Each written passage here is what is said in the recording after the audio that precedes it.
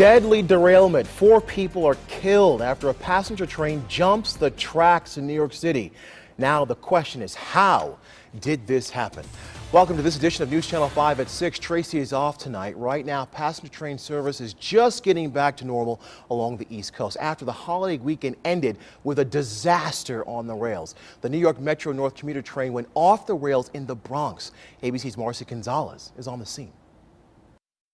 7 passenger train cars left scattered, the aftermath of a deadly train derailment in New York City. Amazing pictures from this horrific scene. The Metro North train was heading from Poughkeepsie, New York to Grand Central Terminal in Manhattan, rounding a curve here in the Bronx at around 7:20 this morning when some of the passengers were suddenly thrown from their seats. All of a sudden the train just kind of felt like a little more sideways than it should be, and by the time I looked up it was completely going off its track, and there was just like the rubble from under the tracks like flying like at my face. The train cars skidding, one coming dangerously close to landing in the Harlem River, 2 others toppling onto their sides, killing at least 4 people. The force so great, at least 3 of those victims were ejected from the train. Dozens of others were hurt. It started to make a loud shifting noise, like with the tracks. And the next thing I know, 2 people from across the train come flying at me and fell on top of me. I couldn't believe that we were flipping over.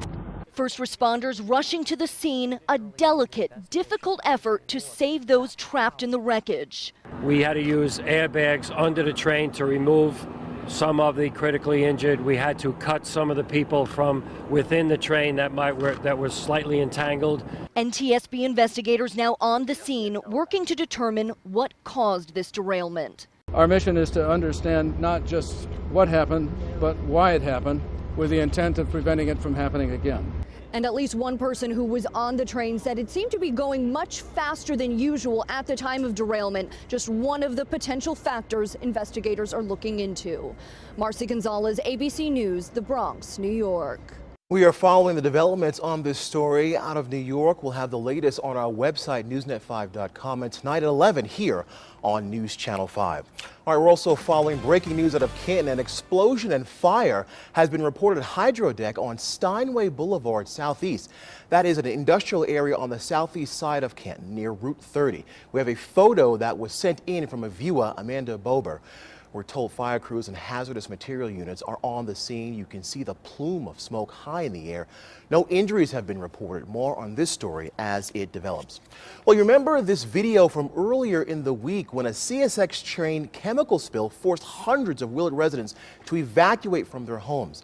They had to spend their Thanksgiving at a high school. Today, authorities removed the evacuation order for people to return to their homes, but they want money. News Channel 5 Stephanie Ramirez joins us live from the newsroom with the details. And Mike, some Willard residents are just getting back to their homes since they were forced to leave late last Tuesday. But now that they're allowed back inside, CSX is working to make amends. My wife works at Fish-Titus in Norwalk, and she couldn't get in to get her scrubs, so she's not been able to go to work because she don't have no uniforms and stuff like that. One of the many ways Willard residents took a hit in the CSX train derailment and chemical spill that forced hundreds out of their homes just in time for the Thanksgiving holiday. It was kind of like surreal in a way because you have to leave, and they said you got to leave now, so we didn't really take a lot. Today, Daniel Newberry made it here to the Christian Alliance Church in Willard, where CSX is now taking information to compensate the residents displaced for their financial losses. More than 600 residents were said to have swarmed the center to file. Newberry grateful the company is doing so. I think it's very nice. I mean, like for myself, I lost 2 days of work, and that's pretty significant. I mean, when I left the house, I'm a uniformed worker, and I didn't even think about grabbing a uniform. I thought I'd be back in the house because I don't leave till almost 2 o'clock in the afternoon the next day, and they didn't really say how long, so I thought I'd be back. Now, if you will be seeking compensation, you are being asked to bring your ID and proof of residency. The outreach center is expected to be open from 8 to 6 throughout this week. Live in the newsroom on your side, Stephanie Ramirez, News Channel 5. We now know the damage is in the millions after a fire at Lorraine's Republic Steel plant. 5 people were hurt when flames roared through that plant yesterday. They've all been released from the hospital. Firefighters say the blaze may have started in a new electrical arc furnace at the plant. An official investigation is underway.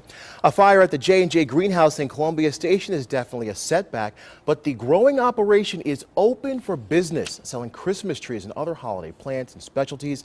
That fire tore through a 2-acre greenhouse last night. 7 fire departments had to be called in. Still no cause has been reported. Since the fire affected the power at the greenhouse, owners say they'd appreciate it if you could bring cash or checks instead of credit cards for payment.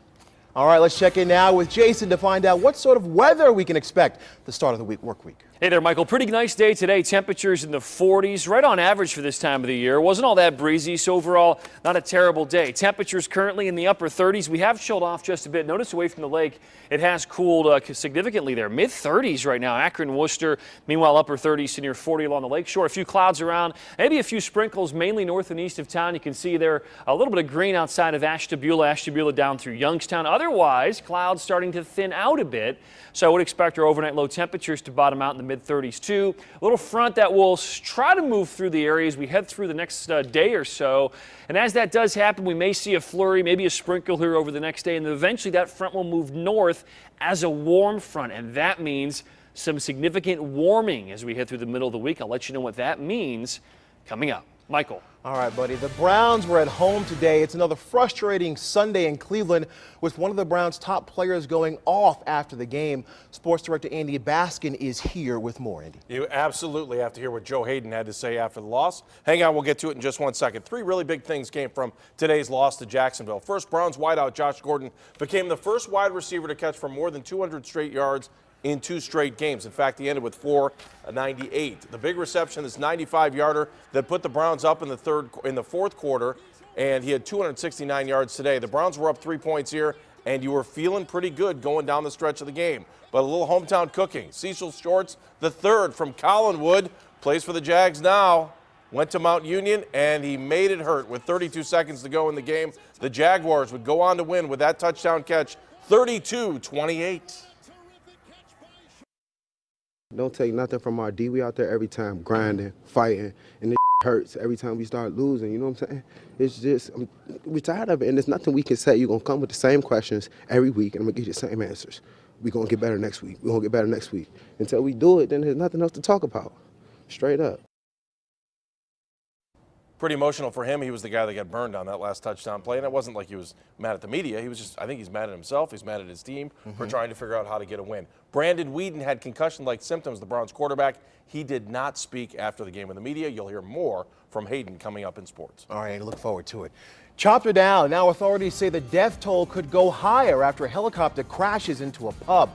The fix is in. The White House says the new health insurance website is fixed and ready to go. Plus, great expectations. Why the first weekend of the holiday shopping season could be a sign of good things to come for the economy.